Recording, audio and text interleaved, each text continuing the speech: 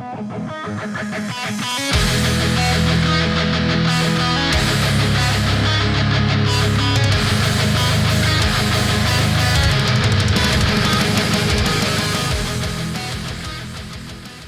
is up, everyone? Welcome to another episode of the Sunday Slaughter podcast. I just want to breeze through the introductions real quick because I know that we have a lot to cover with the Free Folk. First thing, if you haven't checked out the last battle report, go to the YouTube page. Shout out to Jeff from Shield Wall Gaming. He was kind enough to allow me to play at his club. We also had a giveaway at the end of the video, so congratulations to Ganix and Steve from the North, who both didn't quite exactly guess the outcome of the battle report, but they both came close, so congratulations to you both. But let's get right into the last Visions that was released. So we are talking about Free Folk. And because we're talking about Free Folk, I am quite excited to hear what Charles has to say.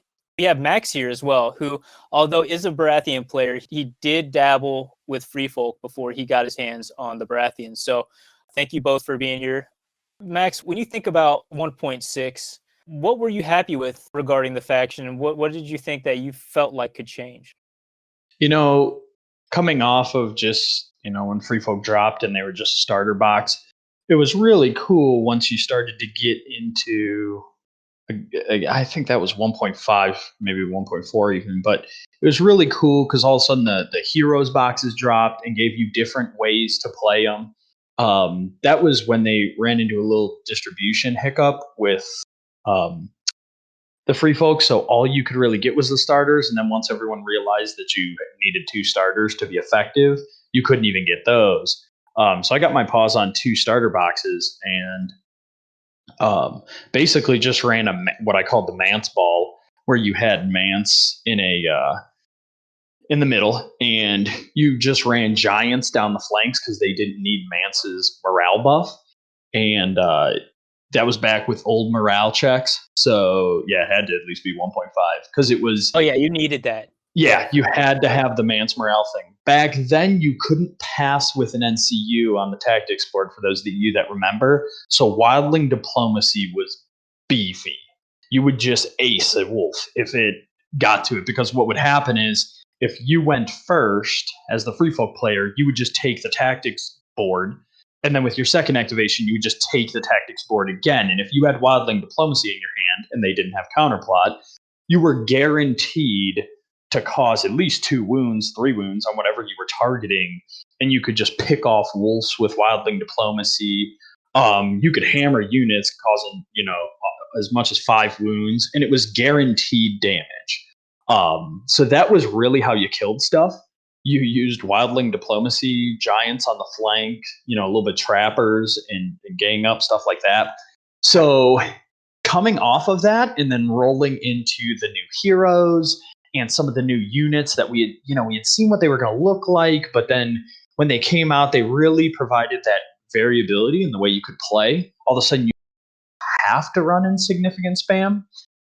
It was really cool. Now, of course, the irony for me looking at the game now is that it's come back around full circle, right? So we have, Bone Lords Chosen, Followers of Bone, Thens, all this stuff that we were excited to get as Free Folk players. And then you put it on the table and realized that the old Mance Ball was still stronger than it in most situations.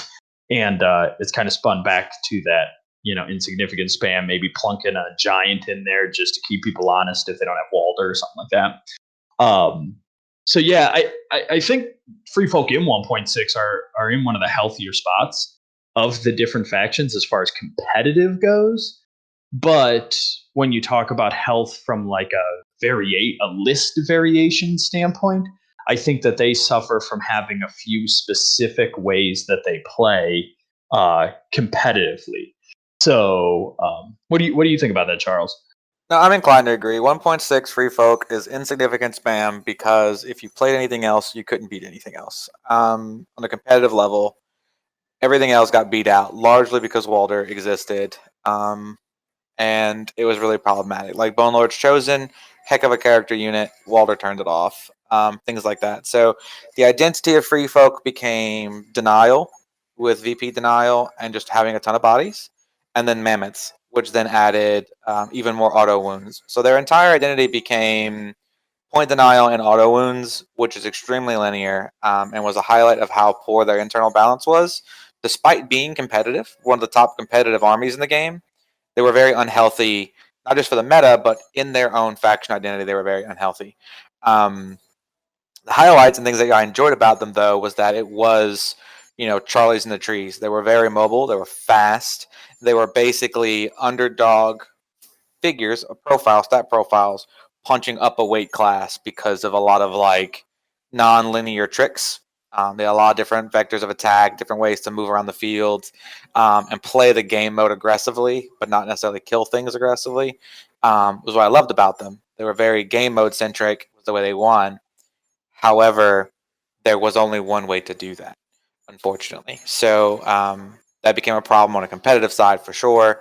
I know a lot of people in their shops, I mean, I did, had a lot of win success with other units and more, I even say less competitive play, but like non-tournament environments specifically, because you can have competitive pickup games and Bone Lords Chosen or Followers of Bone or Cave Dweller Savages will do fine for the shop.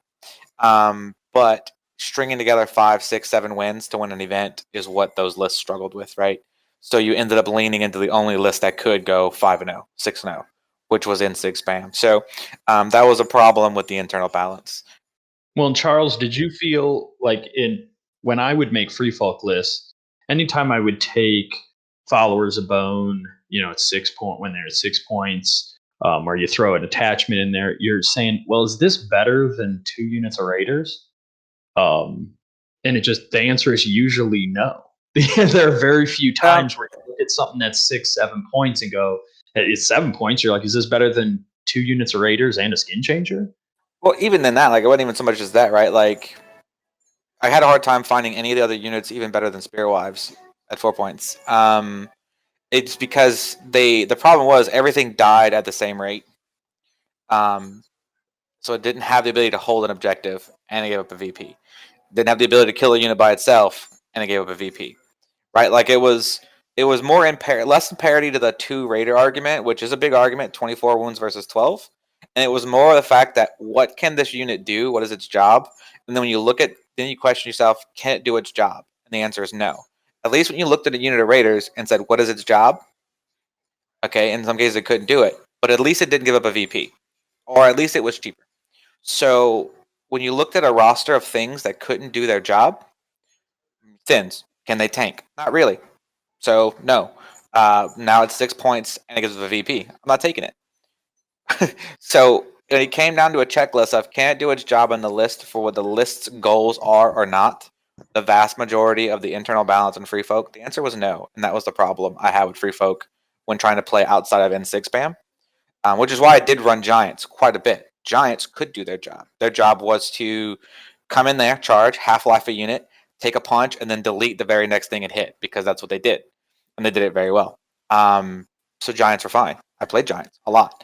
Cave Dweller Savages for the most part. Did they do their job? Cleanup crew. Sure. I ran them. Spearwife, same thing. Outflank, versatile threat, toolbox unit. Sure. Everything else, though, pretty much all the bone units, not really. Unfortunately. That's why it was a very short list. It was just, what do they do? Okay. Do they do their job well? No. So most things just didn't cost stats actually fulfill their role, and the answer was no. That was the problem I had most of the time. It very seldom was actually versus, well, would just take Raiders. It was actually, can I do what I want if I don't want to take Raiders? And the answer was, not really. Okay, well, back to Raiders. Yeah, and then attachments wise too. I mean, you had this issue where Harma's sitting there at 1 point, and you're comparing her to other things, and you're like, well, she's automatic. And then you've got skin changers at 1 point. So then it still became a little bit cornered where you're like, man, the attachments, you've got some cool attachments, but why are you taking them? Like Torment attachment, it's just tough to get him in there when he's 2 points. And for 1 point, you're getting Harman or Bannerman. For 1 point, you're getting, I mean, even Jarl, once he got knocked down to 1 point, you're like, all right, well, he serves an interesting purpose, especially throwing. And that was just the reality of how lists in general worked out in 1.6, was that you almost the time you only had an overflow of 1 to 2 points. Nothing more, nothing less. So it was 1 or maybe 2 1-point attachments. So something really had to be good to make the cut, or else you had a default in every faction. because you only had 1 or 2 points to spare. It was just how the unit math broke out going to 40. I think that's enough about 1.6. I think we should just get right into the 1.7 deck. Yeah, let's go. Let's do it. All right. Regroup and reform. It says start of a friendly turn. Get 2 friendly infantry units in long range of each other. Remove up to 4 models from one of those units. Restore that many wounds to the other. You may then move 1 attachment from one of these units to the other, replacing 1 model as normal and keeping the usual attachment restrictions, or switch 2 friendly attachments in those units. Different. I don't want to call this card a heal because you no longer have the effect of when you have the horse, you can just automatically heal 2 wounds. So this is It's not a heal at all, yeah. Well, yeah, and a lot of times you're going to be doing yourself 1 wound, actually. Right, if you're moving the attachment over. Charles, what are your thoughts on this card? I'll give my thoughts last. Okay, it's cute. It's part of the new mechanic or gimmick or whatever you want to call it for free folk of moving attachments around and copying abilities over. It's cute. It's start of a friendly turn, so it's not a gotcha or like a hey, my trap card, haha, suddenly there's an attachment here and you didn't know about it or whatever. It's very telegraphed. It's very safe. It's not a heal, so it does hurt if you were to go through the deck. We don't have a heal in the main deck anymore, and we still have a very fragile stat line on all of our units. Even thins are reasonably fragile, so it's a little disappointing because it's kind of a thing we needed. Tormund lost his healing mechanics as well. We saw the Tormund reveal a couple weeks back. I also was a little bummed Tormund lost his mechanic. I thought that was cool. His like kind of rallying cry, recruiting more raiders from the woods. Another surge of stability, but they decided that we didn't need it, and it's gone. So I'm a lukewarm on this card. It's part of the new fun mechanic. I think a lot of people are going to enjoy kind of hopping units around, moving attachments. But it's kind of a weird wannabe combo thing. It's cute. It's okay. On a scale from 1 to 10, it's 5. It's new. It's different. I don't know if it's good or bad yet. I don't think it's great. So we'll go probably talk more about the new identity going forward, which leads me to some problems with this card. But on face value, it's cute. I'll give it a 5 for now. So I like that it's start a friendly turn instead of when a unit activates, because the current one is, I think, when a unit activates. Yes. Yeah. So that's a big deal because of claiming swords and stuff like that too. So that's pretty cool. The moving an attachment over, I could see that being helpful. Let's say you've got a skin changer in a unit that's about to get torched, and you don't want to lose that bear, or you don't want to lose that eagle or something like that. You can push them over to a different unit. So the skin changers are the same, yeah. Yeah. But if they stay relatively the same, I think that there are going to be some times where you're like, oh, that worked out really good. I think it's going to be situational, which I think a lot of the tactics cards in general that we've seen leaked have like a circumstance. They have a situation where they're good. But the cool thing about it is it's not that the trigger is what makes it situational. It's that the combat state on the table is what's going to make it situational. I prefer that. I prefer that over being shoehorned into using my card at such a very specific moment. So the thing I was most excited about with this card was actually the trigger, not the text below it. It's a bummer that we lose the heal. Maybe they'll get one of the other commanders will become the healing commander and create its identity there. Just optimistic thinking, but face value, really liking the change in the trigger, and I could see it helping for things like skin changers and keeping them alive. Yeah, so very interesting that they decided to put this card first within the reveal, because I think that they're trying to give us a sign that this has become what Free Folk is going to excel at, is this novel way of shuffling attachments around. We also see that within the new Free Folk Raiders, which we'll get to in a little bit. I totally agree with Max that start of a friendly turn is huge. One thing that Charles and Max didn't bring up is this is very important when it comes to playing the game mode. Now, whether or not you're going to be out activating, which is going to help, we will see, because we're also going to dive into the point cost changes and the changes to raiders again, which is going to affect how many units you're going to be fielding. But so that was my first point, is playing the game mode with this card. The second point is moving your commander around is going to be very important at times. I like this card. I think we are going to see a shift in 1.7 where it's a different type of finesse that you're going to need when piloting this faction. Whereas in 1.6, finesse was definitely more focused on how you maneuver your units. This is going to be more, again, just attachment manipulation. Whether or not it's viable, we will see. But I, for one, am excited to try it out. All right, moving on to the next card, we have Coordination Tactics. Start of any turn, target 2 friendly infantry units in short range of each other. Until the end of the turn, both units gain any abilities on the other unit. You may immediately trigger 1 unused start of turn order on either of those units. Again, going back to the shenanigans that you can have with now switching abilities on units for a turn. Max, let's start with you. What do you think? I can see there being some really clever stuff you can do there with putting insignificant on other units. I think that's kind of cool. Unfortunately, you're also going to make that unit cowardly.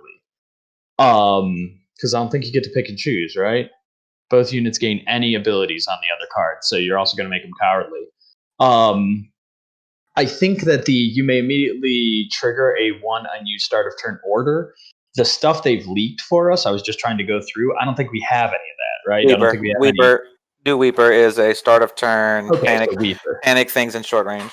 Yeah, but other than not the stuff in the visions here, we don't see any of that yet. But I could see this still being kind of neat. I mean, you can gain the abilities of charging volley on some trappers, or you can. It's to use Charles' words, cute. It's going to allow you to create some really creative stuff when it comes to that. I mean, again, I guess I'm digging into the rule book here, but do you gain like their weapon attacks abilities too, like jagged weapons, vicious? Yeah, in the write-up at the bottom, Chanel points out that you would copy over weapon abilities. He says he specifically mentions vicious as one of the things you can copy. Yeah, over. Or like frenzied swing. So the cave dwellers grabbing their stuff is, they hit pretty nasty. So being able to take cave dwellers abilities and put it on your followers of bone, you can create a pretty nasty little unit there. To be able to do some work. So I think, again, super situational, but I think it's a cool card. I love the trigger, start of any turn. That's incredible. That means it's going to have a little more utility than you think. So yeah, I think that's neat. Yeah, so there's some debate on the any versus all, if we get to pick and choose or if it's all. That'll probably be FAQ'd pretty early on, so that'll be nice to get some clarification on that. This card for me, again, is also cute. 5 out of 10. I think the new mechanics of moving attachments, kind of cloning over abilities is very fun. I don't know how competitive it's going to be. I'm going to preface those as different things, right? Do I think building lists that rely on, because at the moment, the community, as they're playtesting these things that are getting spoiled, is saying the identity feels and looks like, and then there's article, they explain it more too, looks like, really relying on things like coordinated tactics and regroup and reform. Those things can be extremely problematic because there still are blanking abilities, more cards that blank abilities, and things like that. As well as having to draw the cards. We haven't seen any card draw for Free Folk yet, and things like that. So relying too heavily on a card like this, I think, is going to be a trap for a lot of players. I also don't think this is going to be a very friendly card for new players to use, because knowing how to use it well is going to be very awkward. But for veteran players and the right timing, putting Insig on the right things, getting the right offensive output, there's going to be some really big turns with this card, which is about all you can really hope for in a card. Honestly, it shouldn't be just gas all the time. So again, 5, probably more to a 6 on this one. This one's a bit more reliably spicy when you have it in your hand, right? I've got a bone to pick with way more cards than this card. These first 2 are okay. They are part of the new feel for Free Folk, and I can appreciate the vision of the design space. Viability, we'll see what's in testing on the table, but I think coordination tactics, solid enough card for a unique ability in Free Folk. I'll take it at a 6 out of 10. until I see more things come out of it, particularly these start of turn orders. Those could give it a big upside and push it beyond a 6 out of 10. So I'm going to go with a 6 out of 10 for a lot of the reasons Max said, and then a few small ones. All right, next card. There's too many. So it says, when an enemy is performing a panic test before dice are rolled, that enemy suffers -1 to the roll and +1 wound on failure for each of your friendly units in short range with more remaining ranks up to 3. There's too many in 1.6 was panic based. It was a panic based card, but now we see a different trigger. We're also seeing a card that is going back to the roots of surrounding the enemy. Max, how do you compare this to the 1.6 version? Do you like it more or less? If you're going to take this card and transplant it into 1.6, it's probably less potent. But with 1.7 being less panicky, it could be really strong. Obviously, this trigger got changed for the worse. It narrowed it down a little bit. But it does say friendly units, so it doesn't clarify infantry. So things like your bears and stuff like that would count. They don't. Read further. You have to have more remaining ranks than the unit. Those things automatically have one rank. It's not going to count them. It's not going to count as one rank. Wounds. Yeah, he counts as one. It's not the contesting part. So yeah, not a bear.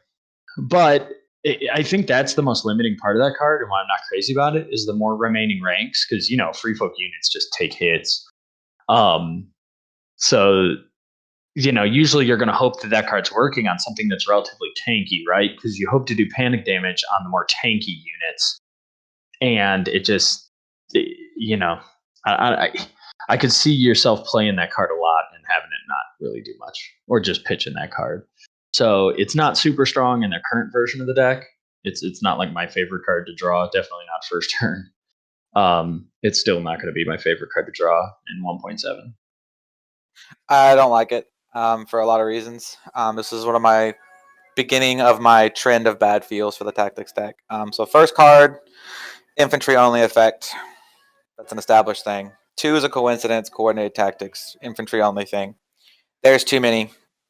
Really only works on infantry, so because you're not going to have more ranks that matter until the very end of the game, maybe with giants, bears, or mammoths, or we have the Walrus Clan sleds coming.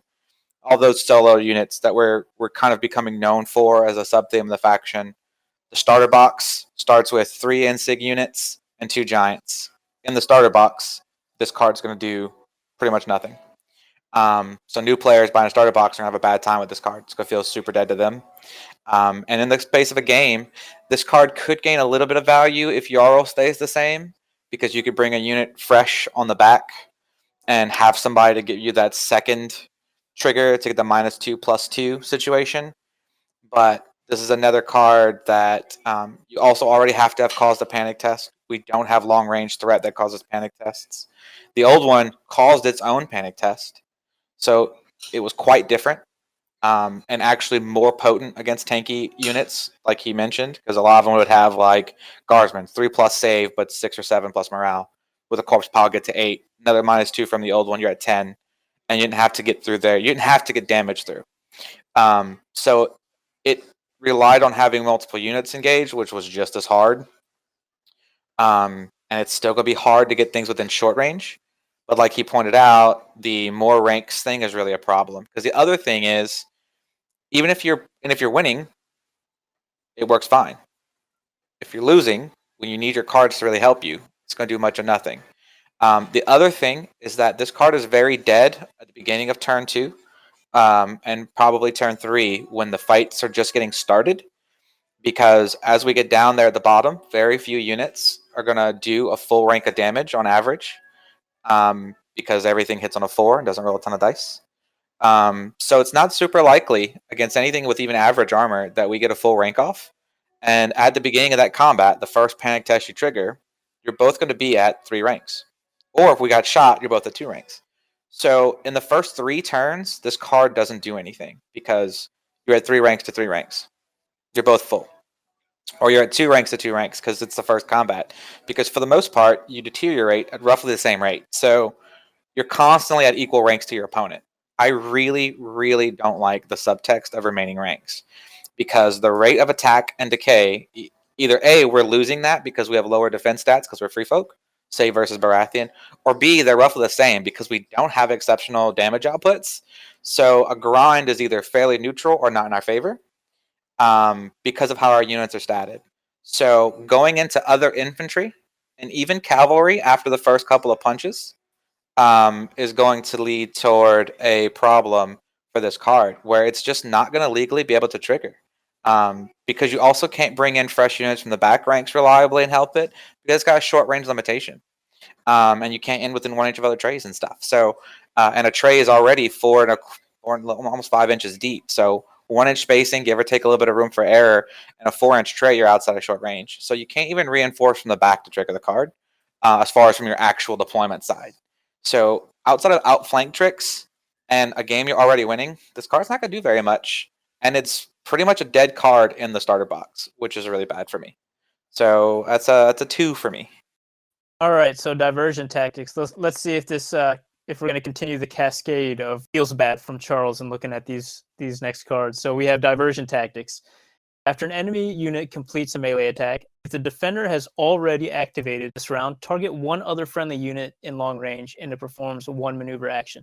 So we're catching a sort of an essence of the old diversion tactics that was within Harma's cards. But then I look at it and I'm like, this is telegraphing so hard.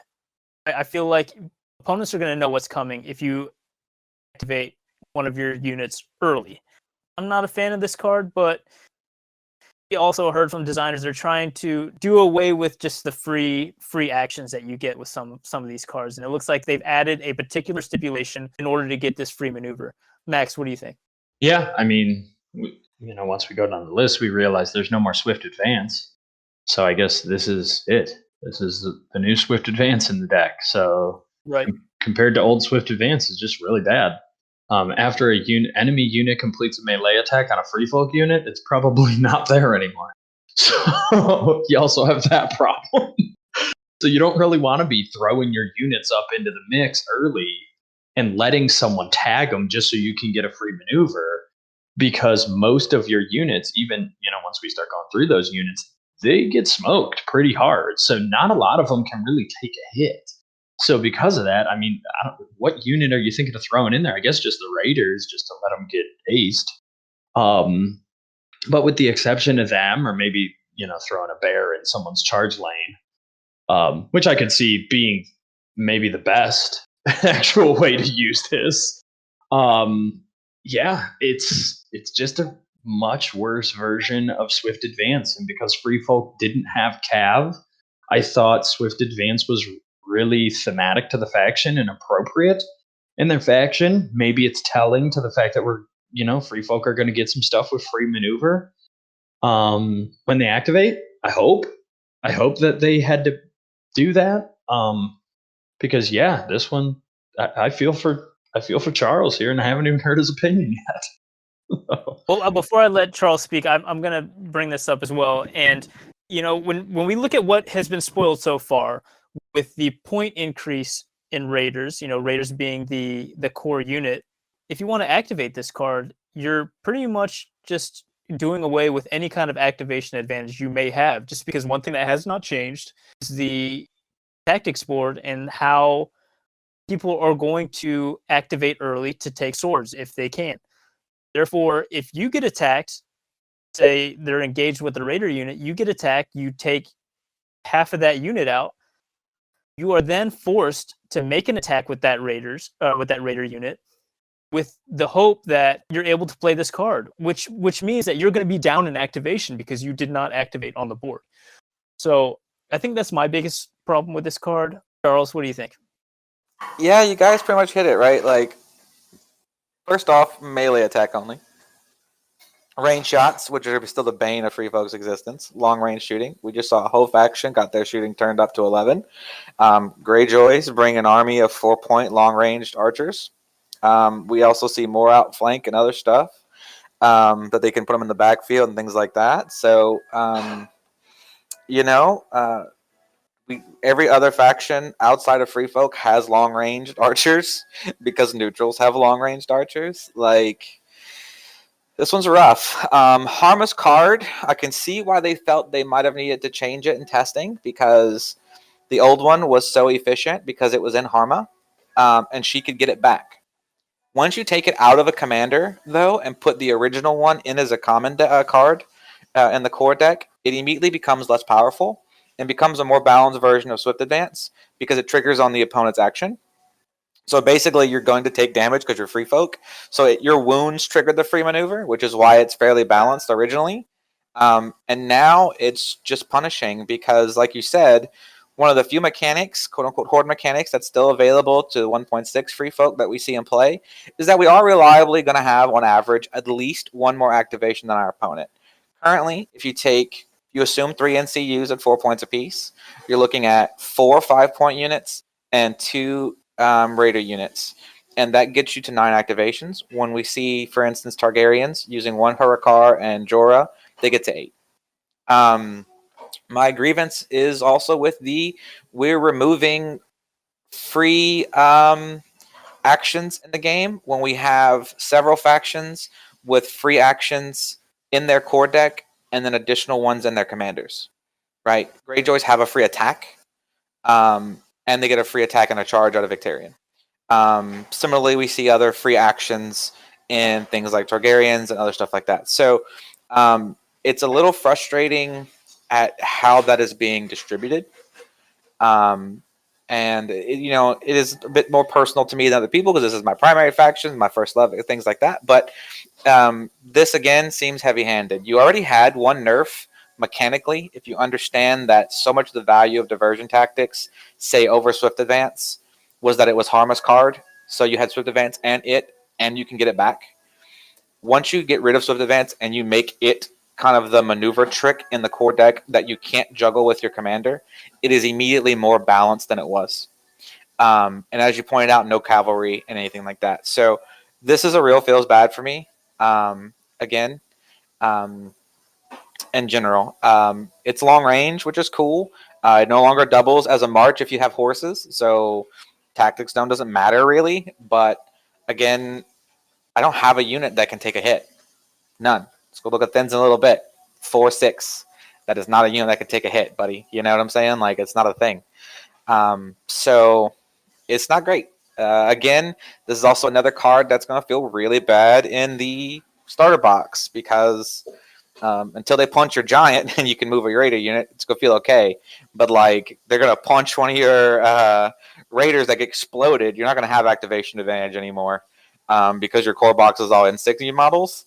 So they're going to punch one unit with anything, or Lannister Guardsmen are going to Lannister Supremacy a Raider unit off the board, and then you're going to get punched and then maybe move your giant, and then you're never going to have activation tempo ever again. Like, players aren't going to be able to understand the tempo this card is supposed to represent because mechanically they don't fit on the table anymore. So this is another real feels bad, man. This one I give an honest 1 just because it just seems way overtuned. Like, at least you could play There's Too Many for a -1/+1 pretty regularly. Makes it an okay card, a 1 mod swing. This card basically tempts you to play poorly in how the game is played. And that is what's bad for me and why it gets a nice, solid 1. All right, so let's move on to the next card here. We have Overwhelming Assault. So this is the one free folk card within the basic deck that just seems to be their offensive gas. So we have when a friendly unit is performing a melee attack before rolling attack dice. If the attacker has more remaining ranks than the defender, choose 1. If the defender is engaged by 2 or more enemies, choose 1, so you can choose 2. And the options are: this attack may reroll any attack dice, this attack gains critical blow, and this attack gains sundering. My quick thoughts on it. I think it's a whelming assault, not particularly overwhelming. If you can ever be just whelmed, this is it, I guess. Same attack trigger as group assault. Cool. Get 2 units in combat was difficult before when you had Follow Me and Swift Advance and Lady Val and Can Take Horses. It still was hard to do. And now it's one of the only ways you can actually get one part of this card, which is half of what Group Assault does. So Crit Blow or Sundering, because it gave Crit Blow and Sundering before. And again, we're down to another one of these ranks situations to get the second part, the second half, right? And as Max pointed out, you're free folk. You don't take hits. You get shot at from long range, from the one long range unit that's pretty much in every list, and you're sad about it. So again, it's also another card that in your opening grip, the first couple of charges in the game, which are often the most important part of the game, this card does nothing for you. Again, if you're losing the game or you're losing tempo because you don't have the stats, the raw unit power to come back on your own, you rely on cards. This card does nothing for you. If you're down or activation, you're not likely to have two things engaged. If you're already on the back foot a little bit, you're not going to have more ranks. This card's dead to you. Also dead to your solos. Doesn't do anything for your solos. Your starter box has 2 giants in it. This card doesn't do anything for those guys. Like, this is such a troll card for the way the game's played and for like the stats of the units they give you. I don't care what Bone Lord's Chosen might look like. I don't care what Mammoths might look like. I don't even care what Trappers might look like because this is on melee attack only. This card is such a troll to so many things. Sometimes it's going to be dope when you have a fresh unit of like Followers of Bone charging in the Cav as a counter charge because they didn't blow up whatever they charged into. Or maybe a legit Tormund counter charge type card. And it's going to feel cool. And it's going to work sometimes in those regards. But again, so many sub conditions that, again, only really work with infantry makes this a 3.5 card for me. I am just not a fan of this card. I mean, this is where that pattern starts to really hurt. It's like it's hard to be real positive about it, trying to be objective about it. My honest to goodness biggest gripe, though, is that this card is really bad in the starter box. As are most of these cards. And that's going to make it really hard when trying to get communities going again in post-COVID and get players interested in playing free folk in terms of having faction diversity in your meta. You're going to really understand this deck and what their next buys need to be to not have them feel bad and have buyer's remorse. And that's a real concern for me right now. And this card's one of them. Do you share the same sentiment, Max? What do you think about this card? Yeah, I don't really disagree. It's the I read it, thought it was the replacement for Group Assault, and it's just a not as good Group Assault. And like Group Assault wasn't great before. Like we were pitching it all the time.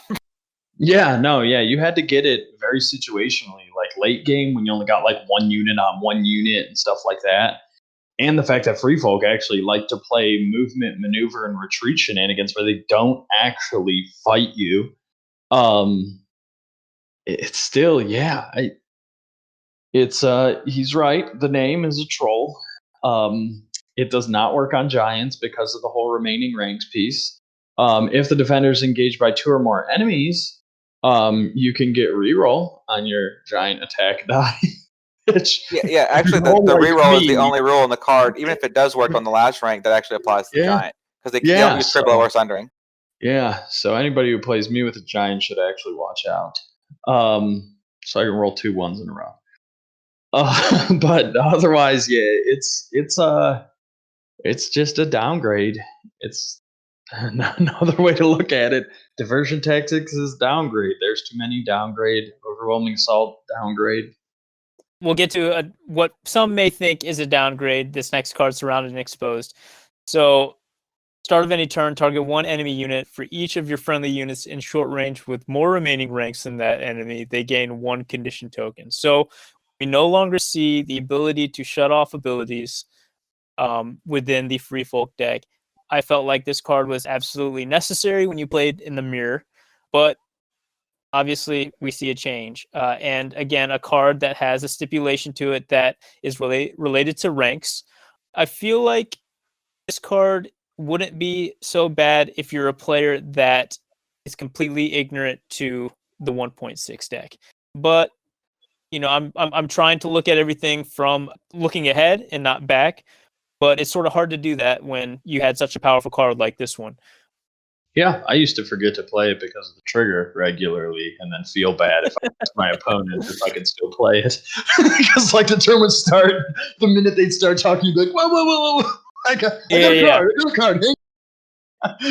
But and then they'd like change what they're gonna do. Well, I'm not gonna do that. Oh yeah, classic. So that always sucked. But, Which I mean, they're supposed to be able to do because like you got to do it beforehand. That's why it started turning.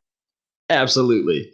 But I agree. I mean, that was huge with Lannister supremacy too. I found myself regularly using that card defensively offensively against Lannisters to pop down their Lannister supremacy. Things like that were just really, so valuable. In the mirror, like you said, it was a big deal. You'd turn off a giant. When you knew that giant was just going to take swords and bat one of your units out of the air.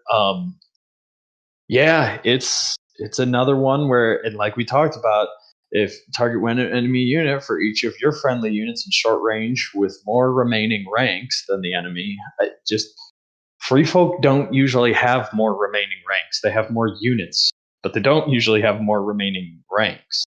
I don't know. I'm not sure why they looked at this and didn't just think, if start of any turn, target one enemy unit. If you have 2 or more friendly units within short range, they gain a condition token. Even that would have been better than this. You know what I mean? Right. And I was thinking the same thing. Nobody would have read that and thought it was overpowered. As a Baratheon player, I wouldn't have read that and be like, God, that's so strong. That's so not fair. You'd have been like, yeah, no, that's fair. That's a tactics card. You're trading a tactics card for a condition token. That's fair. So kind of resource for resource. But the way it reads, you're like, God, that's just, again, giants don't do anything for this. It's only your infantry units. It's going to be tricky to pull that off. And when it's working, as Carl alluded to with some of the other cards, when it's working, you're already winning. Like, the card isn't going to do anything for you. You're already kicking the pants off of your opponent if you've got multiple units with more ranks in short range of one of their units. You're probably beating up that unit anyways, and you're definitely not losing. Right. If you're losing, this card is not going to help you with any Hail Marys. It's a punt. I'll admit, when I first saw the visions, I was trying to take everything in. I was like reading through the cards quickly, and I saw this card. What I saw was the trigger, start of any turn. And then I quickly read it, and I was like, target one enemy unit for each of your friendly units. They can gain 1 condition token. I was like, hell yes. And I was like, wait, what is that in the middle there? Oh, it's ranks. Yeah, it deals with ranks. And I was like, okay. Maybe we will see a commander that has the ability that says, do away with any stipulation that deals with ranks in your basic deck. Always count. Yeah, you always count as having higher ranks. Maybe an attachment that just, you always count as having more ranks than your opponent. Giant commander, special ability, fat as hell. All units count as having all ranks. I'm just begging in the middle of the board. Giant commander. As hell. Name it that, please. Hey, I already said the giant NCU should be that, where basically it just blocks 2 zones. It doesn't actually trigger either of them, just kills 2 zones. Yeah, he's just laying down. He's just no. He's in a broken chair. That way you have Walder, Craster, Giant, all on a scale, in chair, old man, fatter man, and the fat man just blocks 2 zones. It's basically Peter Baelish, but no triggers. It just blocks 2 adjacent zones. Nothing happens. Yeah, 5 points, kill 2 zones. Yeah, but the thing is, in order to get that model, it'll be in Heroes Box 3 and 4. So you would have to buy both in order to put it together. The only model you have to assemble in all of Song. But hey, you know what? He would enforce. He would dictate to NCU meta. I'm just saying. Well, what do you think about this card? I mean, do you agree with what we said? So, Surrounded Exposed, exactly. It was one of the higher skill caps card in the game. Because here's the thing. Just like we mentioned, getting 2 units in combat was hard. It was even difficult to get 2 units in short range. Right? It just was. So that's just to show you how hard it was, even when you have way more units, 10, 11 activations on the board, right? Not in combat, but like 8 activations on the board itself. It was still difficult to get 2 units within 6 inches to even use Surrounded and Exposed. And as you mentioned with Lannister Supremacy, which, by the way, is more potent now, Horrific Visage, more potent now. Counter-Strike with Agile, more potent than that, right? Set for Charge, more potent now because it includes the flanks. All these abilities. So the fact that this doesn't turn off an ability is already a big nerf. Really big nerf now. Okay? And then the kicker was always if you had horses, you could put a token out. So you effectively get the bottom half without having to deal with horses, but you actually have a much harsher condition to meet to maybe get 1 to 2 tokens on a unit, right? Because you can have 1, right? Because it's for each enemy range, because it's reliably going to give 1 early in the game. I at least give them credit, but again, like we mentioned, starter box, giants. Again, if mammoths might be great still. Well, mammoths doesn't do anything for this either. Bears doesn't do anything for this either. And opening in the beginning of the game, infantry v infantry does not trigger. It can't trigger. You know what I'm saying? Like your trappers, doesn't matter. They're probably 8 inches away, even if you're playing in the starter box. This card, again, is part of the fundamental problem. We're looking at 1, 2, 3, 4, 5-ish cards that don't do anything with giants or solos. 0 things. Regroup and freeform, nothing. Coordination tactics, nothing. There's too many. Overwhelming assault, surrounded and exposed. And also endless horde doesn't bring them back. So you're looking at 6 out of 7 cards that don't actually interact in any meaningful way with any of your solo units that are kind of looking like, once we get to the units, looking like they're kind of meant to be your closers, right? Or your anchors on like your center objective with your giant or something like that. None of these cards do anything for them.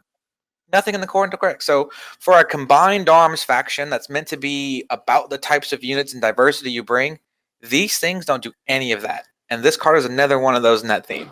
So again, at least this one is still useful. It will still give you a token at some point in the game, probably. This one's going to get a 4. All right, and then we'll close out the basic deck with the kicker. I feel like this is a card to talk about. We have the new Endless Horde. When a friendly NCU claims the horse, replace that zone's effect with deploy 1 Free Folk Raider unit or 1 previously destroyed Free Folk infantry unit fully within long range of a friendly table edge.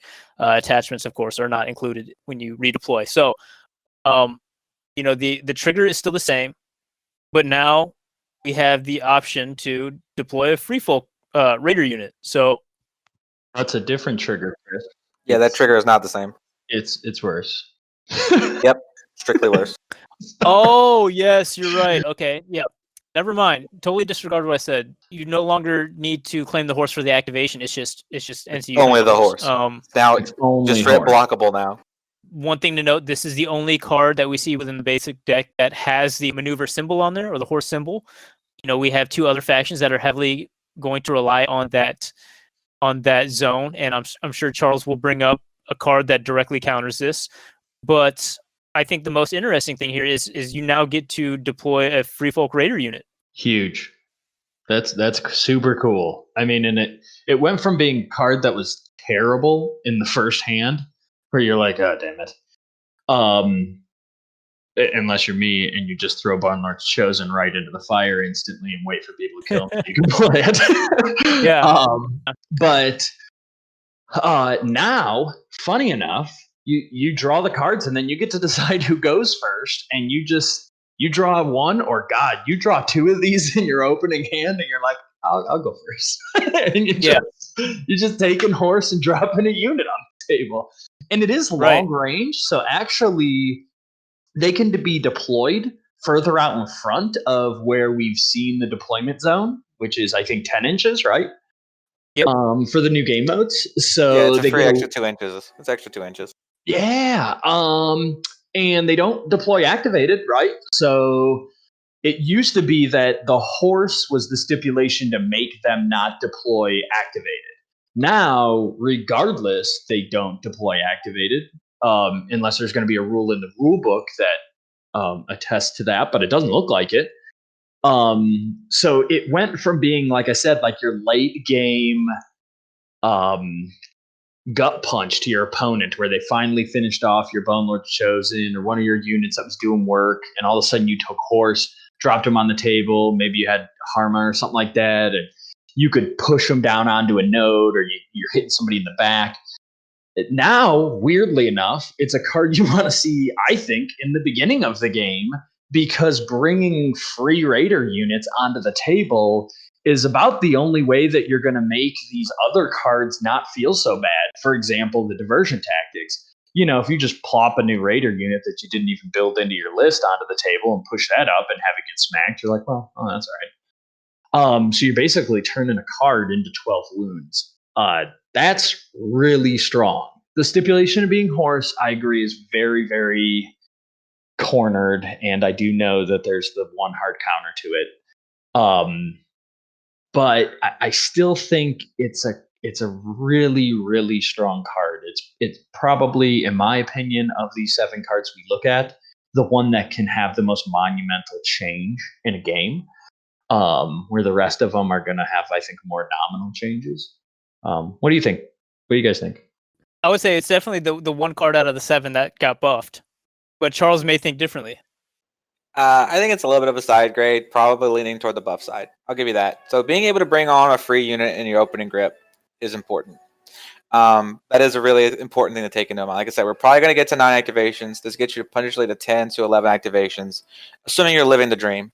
Okay, we haven't seen any card draw yet, so the likelihood of that is going to be very dependent on luck, which I don't like. But again, we're talking about just fun and playability. Fun, playable, fun. Competitive, we'll have to see if it really can string 5 wins together. So you kind of got to separate those mindsets a little bit. I think this is a cool kind of thematic spin on it. I don't like that it's one zone, so it's now substantially more blockable. And yes, field control does counter it, but as does counterplot, which will probably still be in at least 2 places. You'll probably still see it in like a Courtney commander or some other control commander in the Lannister core deck. And that doesn't mean we won't see any other defer zone things based on commander cards. Like an Oleana NCU type effect or something. So who knows? So that limitation does sting quite a bit. Again, this is another bad feels card for me in reference to the starter box. And this goes back to, not to dunk on it, but just so anybody who owns a game store who's listening, anybody who runs game nights at your game store, when you have players considering free folk and you want them to have a good time, keep these things in mind, because they're going to field their first unit they're going to field this list. They're going to have their raiders in their unit. They're going to have their giant on the table. They're going to have their trapper on the table, their giants on the table. So this card doesn't do the same thing for them turn 1 in their grip. So the idea, and even mentioned in the article, is that this is now no longer a dead card on turn 1 and turn 2 for free folk. Not only a dead card. However, it is a dead card if you don't own extra raiders. So when you're first starting out, this card's going to feel less impactful. But overall, it is probably a buff card. And honestly, Endless Horde was one of the most reliable ways to help you close a tight game. You know what I'm saying? It's like Endless Horde was one of the things you were digging for. You were often feverishly discarding cards and drawing cards on round 4 forward for your Endless Horde to maintain some body advantage and some tempo in 1.6, because it was how you close games. That's not going to change in 1.7 because the game modes haven't changed that much. So this card is a 7. This card is a solid 7, right? Solid. It's a solid 7. It's not super busted, but it is the staple card of all these cards, no matter how much they want me to really, really like the coordination, taction, regroups, and freeform moving stuff around, cloning abilities, pseudo synergy. That's not really the right word, because those things don't support those things. They just kind of stack in a weird way, but I'm not going to argue over vocabulary. This card is probably the single most powerful card in the deck, even against the hard counters in the game. Hopefully there's some commander cards out there that are more tempting to counterplot than this card. This card will remain probably the cornerstone for what the deck can actually do. So Endless Horde, give it a 7.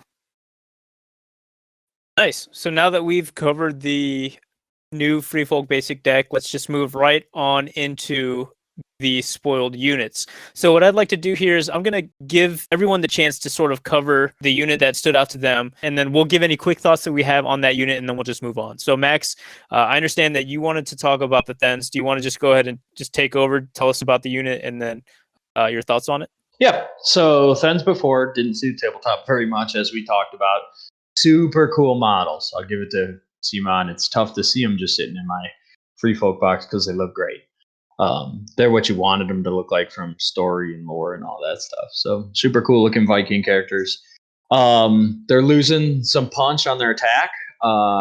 They initially started with, I think, 8 dice on 4s, going down to 7 dice on 4s. Their movement, morale, and defense all stay the same. They used to have I think, what's it called? Set for charge, right? No, not set for it was- charge. I forget Golly. what it's called. It's the same thing that the Master Warden gives, but it wasn't an order. So you didn't get charge, flank, or rear bonuses against the unit. They took that away completely. Well, kind of. We'll get to it. But they still have their order taunt when an enemy in short range activates. If that enemy can charge this unit, it performs 1 morale test with -1 to their roll for each remaining rank in this unit. On a failure, it performs 1 charge action on this unit. This is their action for the turn. Man, taunt Set defense is what you're thinking about. Set defense, exactly, not set for set defense. So they lost set defense. That really stings. They're down a point, so they're 5 points now. Yeah, taunt. I mean, it's cool that it gives the -1 for each remaining rank in that unit, because they'll put you at a -3, and it means you're probably going to have to charge them. I think what stings is that it's only if they can charge that unit. So, I had an example in my last game where I had Thens and Bone Lords Chosen engaged with like some halberdiers. And like, you want taunt to be able to force those. You want the Thens to be able to taunt those halberdiers to attack them and not your Bone Lords Chosen. In this situation, that's not going to happen. Like the enemy's going to get to pick who they attack because they're already engaged, so you're not worrying about that. So I think it's situational. I think it's, kind of a lateral move because you're probably failing that morale test with being at a -3 when this unit rolls in at full health. You can set up some pretty clever stuff between this unit and diversion tactics, where if the defender's already activated this round, you can target another friendly unit long range and perform a maneuver action. So you can get these guys up there and then use them to taunt something. But short range just sucks. I feel like it would have been so much better if they could have gotten away from the whole short range, long range thing and just said 9 inches. Something like that would be great, where it would really pull units out of position. I mean, if I'm within short range of these Thens, I'm probably charging them anyway. If I'm only 6 inches away from the Thens, and I'm not feeling too horrible about charging them with their 4 up armor and 6 up morale. Like, I'm gonna beat these guys up. And they don't have set for charge baked in, or set defense baked in anymore. So if you don't take an attachment, you're gonna pound on these dudes.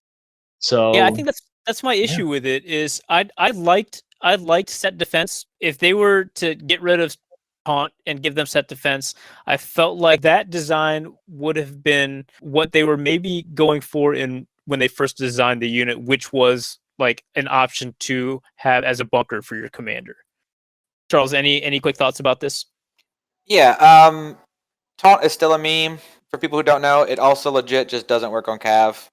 They get to free move before they declare their action, so they can make it not legal to charge and then come forward, do whatever they want. Hitting on 4s, they still can't kill anything that did engage with them, so it's not much bait. And at 6/4/6, as Max pointed out, they probably just get blown up. It's really bad. And for thinking the dream is to march up and taunt our ranged units when they activate. If you're within 6 inches of a ranged unit that had long range, that means you are way on your opponent's side of the board and you're about to get picked up. For all you people who envision in a vacuum that's what that is, I'm not telling you you're a bad player and you shouldn't try it. I'm telling you what that really means when you think about it on the table. Test it, try it, see what happens. It's probably what's going to happen. Caveat, at 5 points with a 4/6 stat line, this is, because you ignore taunt, probably the best unit to put in a non-offensive commander and just sit back on a back 40 game node to score 2 points for your field commander points. So they will see play as a 1-unit commander bunker, as like a bad warden's bunker, basically, to just sit on a game mode so they don't just get shot by walls on honed and ready, right? Like, It's your best unit for that. You ignore taunt. The stat line's but they're still speed 5. They can get 2 objectives, and they're 4/6. Your best defensive stat lines. So for a Mance bubble or something, you put them in that, and you don't care because it costs the same as everything else. So what's it matter? It's 5 points. Doesn't matter. I'm gonna take the basic stat line. It's not fantastic, but it's the best I got. Generic commander bunker. All they're good for. That's a good point. Since Raiders are now 4 points, just And one cowardly. extra point. You can't put your commander in a cowardly unit. You just can't. Right. 2 crown zaps, the unit's dead. Literally, unless he's Mance, if he still has a command bubble for his morale, you're dead with 2 failed crown zaps on average. So like you can't put your commander in the Raiders anymore. So Thins is your Raider bunker. Paint your Thins up because that's where your generic commanders are going to sit. All right, so I will take the next unit here, and I'm going to talk about the reskinned Bastards Girls that we see now as Spear Wives. So we see a point increase. They now are 5 points. We see that Spear Toss is now a 4/4/4 attack profile hitting on 4s, and then you have Spear hitting on 4s at a 6/6/4 profile. So we have a decrease there where I believe both attack profiles were a 7/7/4, but now we see they have charging volley. Essentially Bastards Girls, and then when they charge, +1 to hit for each remaining rank in this unit. I like it. I feel like this has me excited to start playing Spearwives. Even with the point increase, I feel like this, along with another particular unit that Charles will talk about next, another reskinned unit, this is a good offensive powerhouse. Also could be used as a finisher. I don't know. I like it. Quick thoughts? Yeah, solid. They're worth their points. This is a good example of a finesse unit. They're glass cannony, like Bastard Girls. They're short range, which is a real legit thing to think about, but they're 2 points cheaper than Bastard Girls. And coordinated assault, again, is actually a cool ability to try and copy over with one of your cards, right? If you get that to work out for you. And then their charging volley is legit. So even if it is only at short range, still legit ability. So this is far and wide one of the spiciest units in the reveal. I wish the sculpts were not some of the first gen sculpts. They're a little rough, but I already have some painted Spear Wives, and I'll be putting them on the table. Also, the charge is guaranteed, right? It's not like Bastards Girls where you might be far enough away that you might not make that charge. I mean, by the time you shift, it's a guaranteed charge unless you're running over rough terrain. So that's pretty cool. I mean, the Spear Toss isn't going to deal copious amounts of damage, but it's triggering another panic test and everything too. So yeah, I thought this unit was the coolest of the changes. Very, very excited to see the way they shifted this one. I will point out though, still a sad 4+ on both attacks with no real modifiers to hit listed up top, right? In any of the cards or anything that we've seen yet. So you can use Whelming Assault and hope to God you have another unit engaged with more ranks. And then you can re-roll those die or whatever. Yeah. That's the combo that everyone's going to fear. Yeah, the whelmed Spear Wives. All right, so Charles, let's talk about this next unit. We see a particular Stark unit that may have ventured too far beyond the wall, and they became savages. So let's talk about these Cave Dwellers. All right, so if anybody watched Turning Grounds on Monday, shout out to the stats guys. They mentioned that pretty much everything in Free Folk is a poor man's something or other, right? Thins are bad wardens, I guess, just generic stats. Spear Wives are kind of toned down. Bastard Girls, Cave Dwellers are toned down. Cave Dwellers are toned down. Berserkers and Followers of Bone are toned down. Blackguard, but Cave Dwellers are okay. Cave Dwellers are okay. I actually think they are side graded. They're not actually better or worse. They're cheaper. They're still speed 6. They still have pretty much the same defense. They have the same stat line. But they get the inverted attack profile that Berserkers had. They have Sundering all the time, which is relevant. And then the gain +1 to hit is the same as the Berserkers for each of this unit's destroyed ranks. And then there's this caveat, though, that just seems like, man, you want to get excited that they gave you something spicy. You really do. And then they tell you that they don't put salt in their food. And you get, after completing this attack, This unit suffers 1 wound for each attack die roll of a 1. Now, is that a huge deal?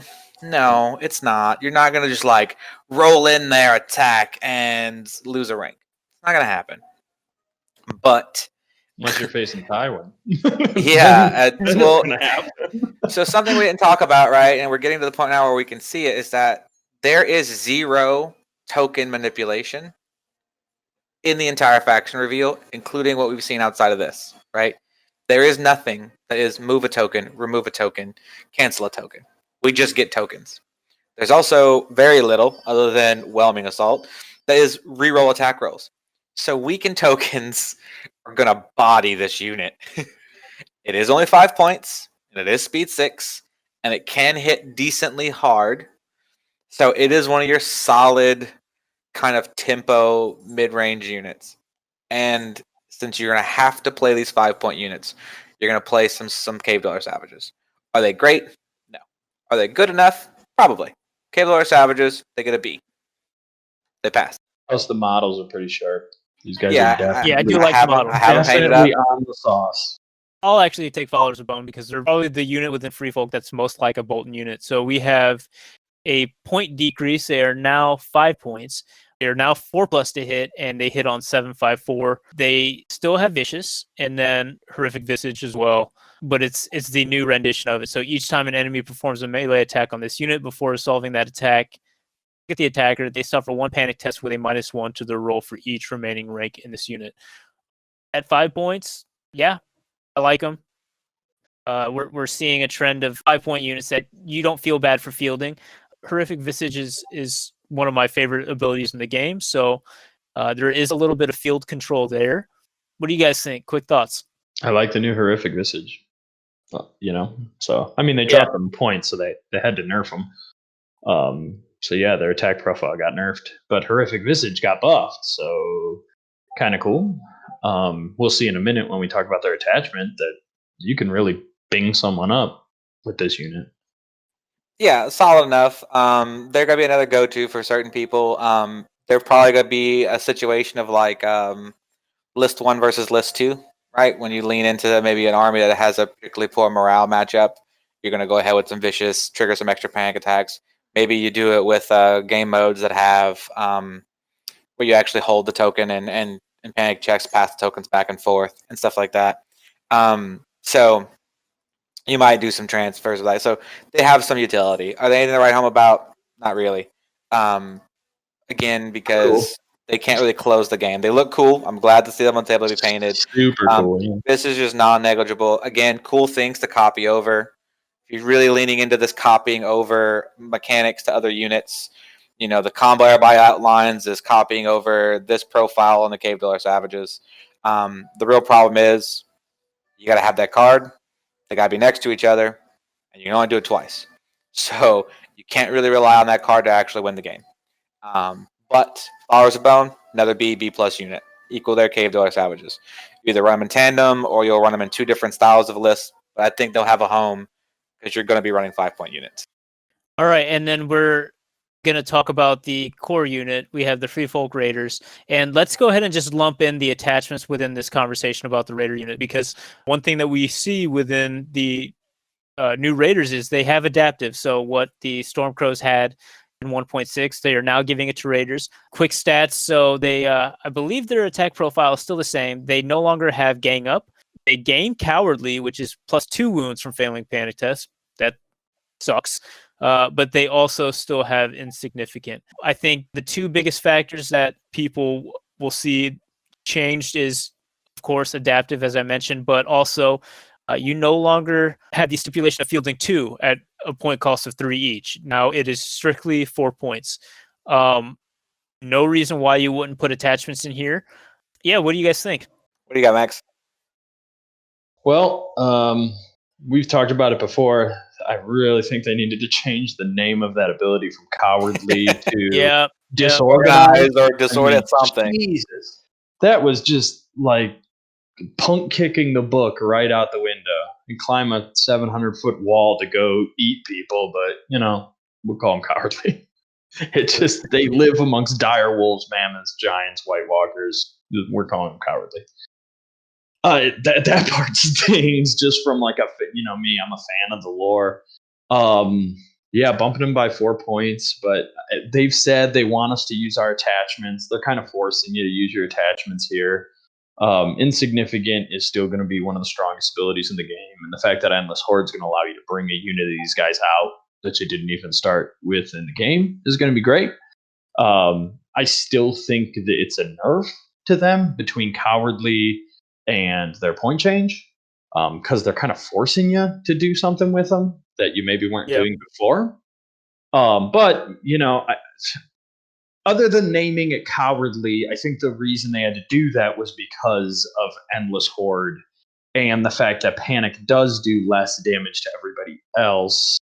So they're trying to balance that out. Otherwise, you're just going to... And a lot of units now hit on 4-up and stuff like that. You'd all of a sudden just have these Free Folk Raider units that wouldn't go down, maybe. I don't know. Until we get the units on the table and start rolling dice, we'll be able to figure out how balanced that is. I do trust the designers and the testers. I mean, for call it naivety or just being optimistic.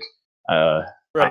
I'm really, really hopeful that they did their homework. They know this is the main unit that makes up Free Folk armies. So I can't believe that in playtesting that they didn't find that this was actually balanced, even though looking at it, it stings. So what do you think, Charles? I've said in the beginning, even in the 1.6, that Free Folk insignificant units probably should take one more additional wound, and that I meant that they should take an offset of whatever the average wounds from Panic was, should be increased by 1, so that it's a slightly accelerated attrition rate. By decreasing it by 1 and then them taking 2 instead, they're now creating a disparity of 2 wounds instead of the 1 that I outlined. I think it's an overcorrection by that much. Otherwise, I think it's okay. I don't know why they had to lose Gang Up, honestly. Adaptive is cool enough, I guess, but when we get into these attachments in a minute, it's not anything to write home about. None of these are, honestly. So it is what it is at that point. People have covered Raiders, back and forth. I think that's just kind of what it is at this point. So if we want to move on to attachments. So first we have Raid Leader, which has Gang Up. All friendly units melee attacks gain +1 to hit and +1 attack die on enemies that are engaged with this unit and at least one other friendly unit. We have the Champion of Bone, which says Intimidating Presence, which we've seen already within, I believe it's the Flademan and Ramsey's attachment. And it says enemies engaged with this unit suffer -1 to morale test rolls and +1 wound from failing panic tests.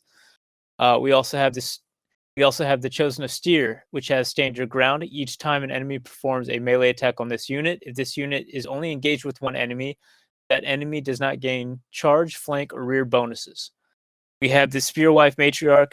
You have the order Swift Retreat. We've seen that before. After an enemy completes a melee attack on this unit performs 1 retreat action. And then finally, we have the Cave Dweller Alpha with the order Insight, which is what Harmless Bannerman had before.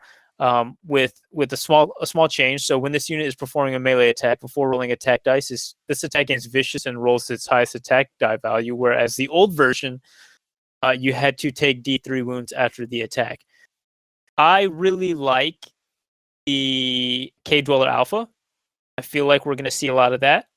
And then if you're running a list with 1 or 2 followers of Bone, of course, the Champion of Bone makes a ton of sense. But we're going back to the beginning where we mentioned that the identity seems to have changed and they are directing players into a different play style that is focused on attachments. We see that with an adaptive. So because there's no other reason not to take an attachment if you're running 2 or 3 Raider units, I feel like that also dictates what other units you're going to be bringing beyond those Raiders. We have the card Regroup and Reform, being able to switch them around, have that playstyle of attachment shenanigans. So what are your guys' general thoughts, and do any combos stand out in particular for you guys? Cave Dweller Alpha is going to obviously be played a good bit, and so is Champion of Bone. Chosen of Star is a worse version of what it was to make a unit a worse version of what thins were, and they already weren't played, so nothing to write home about there. Raid Leader is not great. Again, because the issue is I have with it. Let me preface this in advance: is that I'm cool with focusing on attachments. I'm cool with having to field attachments because my cards interact with attachments. My units bring them. I'm not cool with the attachments just being abilities I already had that you then took off units that don't have adaptive, right? Like I don't have adaptive on thins, and I have to take an attachment to make them thins at the same point value that they were at before, right? Right. I have to take raid leader on on raiders to then give them gang up for someone else. By the way, not for themselves. Okay. On the like, if they're the first unit to charge, they don't get gang up trigger. It's fair by subsequently after that, right? So I don't care for that design space. I feel like that was a poor way to do it. But that judgment aside, raid leader is not great for the reason I just outlined. It doesn't do anything on the charge forward. While it was free, you can port it into a unit that's already engaged and do some stuff that could be cool. But again, you can only port over. By port, I mean regroup a card or infantry attachment to another unit twice a game if you see both. So you don't want to list build with that in mind because your strategy can't be card play to win the game because you don't have a way of controlling card play. You have a way of controlling where your units go and what your units do. You win games with your units. So Champ of Bone seems dope. Cave Dweller Savages seems dope. Spearwife Matriarch didn't do much before. Probably still won't do it. We don't have a lot of things to abuse by getting a retreat action after we've already been hit with a unit, right? You can kind of maybe see it in thins where it's like I taunt, you charge, I hit, I retreat. But I don't really want to retreat. The whole point is to kind of be stuck in and tying up a unit you want it to taunt, right? Like it doesn't do much for what we do. It's cool with things like Starks and other stuff because they do other things off of the retreat. We don't. So I've got two solid attachments for probably the two raid leaders I'm gonna bring on average. And again, they kind of do fit like we mentioned. Combo I think is actually more interesting than others. Champion of Bone and Followers of Bone is pretty obvious. Champion of Bone and Spearwives is actually quite legit because now they get the double tap plus the extra hits on the melee charge with the +1 wound and the panic test, the kind of baby vicious they're going to get, right? Is going to be pretty potent for taking down a rank and a half, finishing off a unit, especially if they're failing panic tests. So I think Champion Bone and like Spear Wives would be pretty legit. Cave Dweller Alpha obviously is good in pretty much every unit, but particularly good in Cave Dwellers. So I think you're going to see those two. The other three I can leave at home. Yeah, I mean, the raid leader is going to... It's interesting because they took away Gang Up from the Raiders. They gave it to this guy. But then they also made Gang Up a little bit stronger, right? Because of the way it works. It is our way of getting any of these units to hit on threes or, even better.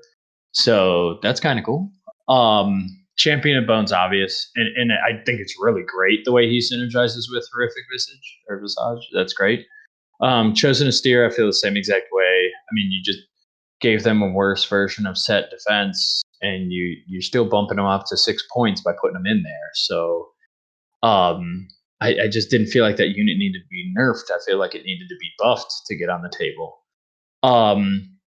Spearwife Major, and really, I mean, all I could do to buff that unit is just give them good morale. They're supposed to be like Viking Spartans in the story. It would just be so easy to give them like a 4 morale. And I don't think other faction players would look at that and be like, that's broken.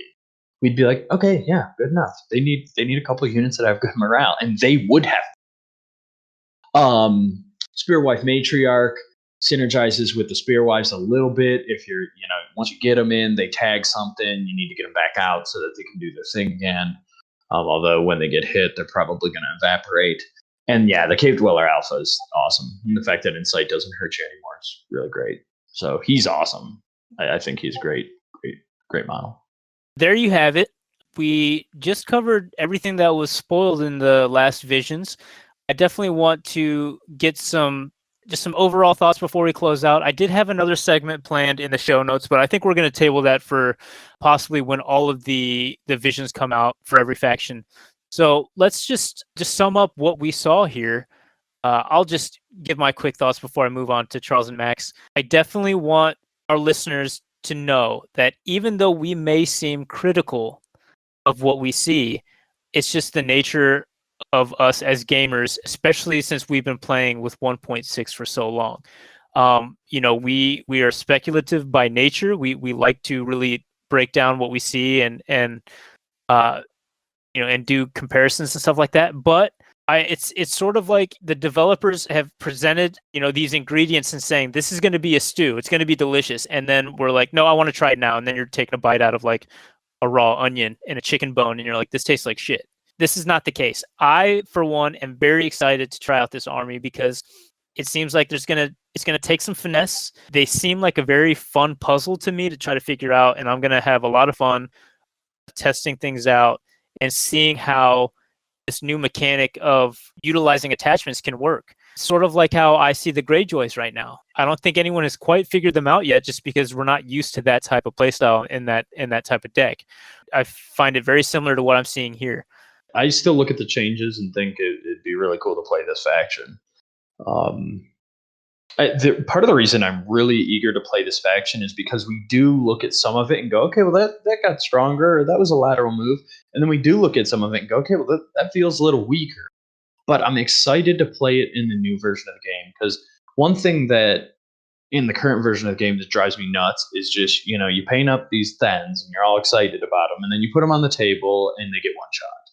And then you paint up these followers of bone, and then they get one shot. And Cave Dweller Savages, and then they get one shot. And it's just the game, they're trying, I think, to pull it away from that one shot ability. So I'm going to at least get to look at my painted models for another second or two. Again, I'm eager to see how this works, because I will tell you, being someone who played the game from the very beginning, when they leaked Free Folk, admittedly, I looked at that faction and thought, how could this be good? It looks like absolute trash. And remember, they came on the wings of old Swarm Brothers. And old Swarm Brothers were just a total killing machine. Even the new ones are. But the old ones at 6 points were brutal. And you're looking at this faction and the starter box, and you're like, how the hell does anyone win with that? That army sucks. And then you put them on the table, figured out how they worked with that Mance Ball, and they were damn near unbeatable against the original factions in the game if you were playing them properly. So it's tough to do just the eye test in a game like this, and I really won't fall victim to that again, where I look at something and just go, well, that sucks for face value. Now, on the other side of that, we looked at Stag Knights the minute that they got leaked, and they've sucked as hard as we thought they did. So sometimes you're right. And I'm just hoping that with this stuff, when we play them on the table, all those puzzle pieces click into place, and with a good field commander who wants to try a little harder to win and not just face roll to victory, this is going to be that faction for them. Yeah, so Chris, like you said, this is our opinions, right? We be objective as we can, and this is an eye test, folks. But and the reality is, though, we have seen the rules. We know a lot about the ecosystem they're going to be in. We've seen a lot of the other factions they're going to be playing into. And at the end of the day, this is still just, speculation to a degree. Though some people are testing it and they are struggling. And for everybody out there, we haven't seen everything. And the reality is, with the increased engagement from CMON, there is a stronger chance we get an early adjustment as well.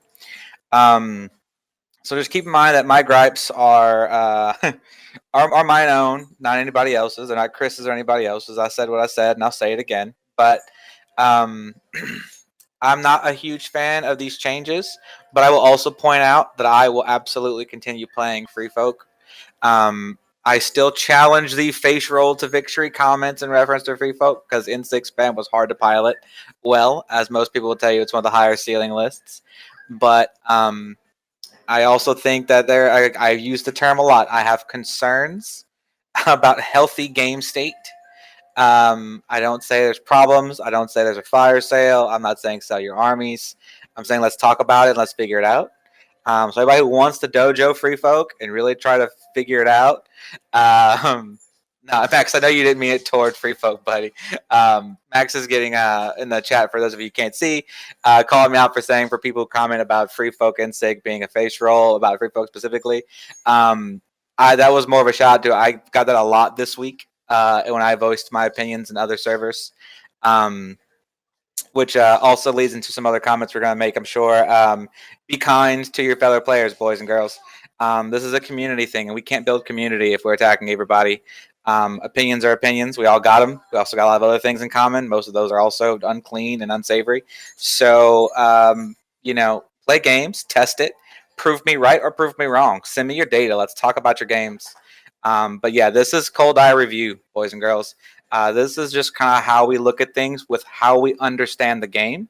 All of our play experience applied to this theoretical scenario. And this is the best we can come up with in the time we've had, which is only a week. I may have a different answer next week, so talk to me about it, and let's go from there. Awesome. Let's just close out the show with some shout-outs. Max, do you have anyone in particular you want to shout out? Yeah, Stefan here is in our chat, but I got to play him in the last weekend, Slaughterhouse Rules, and we laughed a lot and had a good time. My Bone Lords Chosen were able to do Bone Lords Chosen things when they're not getting shut off. So that was brutal. So I've basically just rode that pony for 2 straight victories now in your tournament. But that's also been fun because I've had a unit of them just sitting on my bookshelf that I don't really put on the table very often. So in your tournament, it's been a lot of fun to use that unit.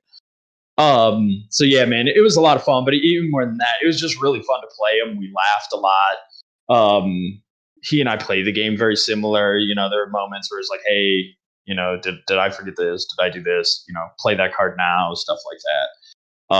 I like to play the game that way. I don't like to win the game because I just know the rules better than you. Because I guess in a tournament that's important, but in something like this, I kind of like it. Yeah, Stefan's saying in our chat he talks to himself a lot, so that helped me to remind him of stuff that he was forgetting because he talks to himself, and then I could be like, "Hey man, don't forget I could have this." So yeah, he's my shout out for today. That's awesome. And good luck and Godspeed to Stovetop, or otherwise known as Steven. He ended up playing you in the Slaughterhouse Rules tournament this last round, who, I'm not just saying this, Max, I think is the best player within our gaming group in our area. And then he is going to the next round facing Brett. That's his next opponent. So Steven, go easy. Go easy on Brett. Oh, God. He's having a tough week. Yeah. All right, Charles, who do you got? All right, boys, fellas, ladies, everybody. It's been 1 year since COVID lockdown has started for most of us. So my shout outs to everybody hanging in there. This hasn't been easy on a lot of gaming communities, shop store owners, or gamers. A lot of people really doubled down on the hobby aspect of painting and collecting and things to kind of take their mind off COVID and lockdown. And have really tried to push through. And then with the uncertainty of the game and the reworks, whether you like them or don't like them, and maybe your favorite unit got nerfed in the ground, or maybe you still haven't seen your favorite unit yet and you're really nervous because that's your boys and you painted them up and you got your special basing. Anxiety, depression, fatigue, all of it is very real. So reach out to each other, find different ways to make yourself some fun. Reach out to us on Discord if you're having a tough time. It's just going to be that time of year, everybody, where cabin fever setting in. Winter's been long. There's a lot going on. So reach out to everybody if you need some help or you're stressed out. And just remember to have some fun. Play a different game. Play anything. Play D&D with these figures. And throw them at each other. I don't care. Play tag. Anything. Just vent and play some games and try to have a good time. And talk to people if you need help. And then be kind.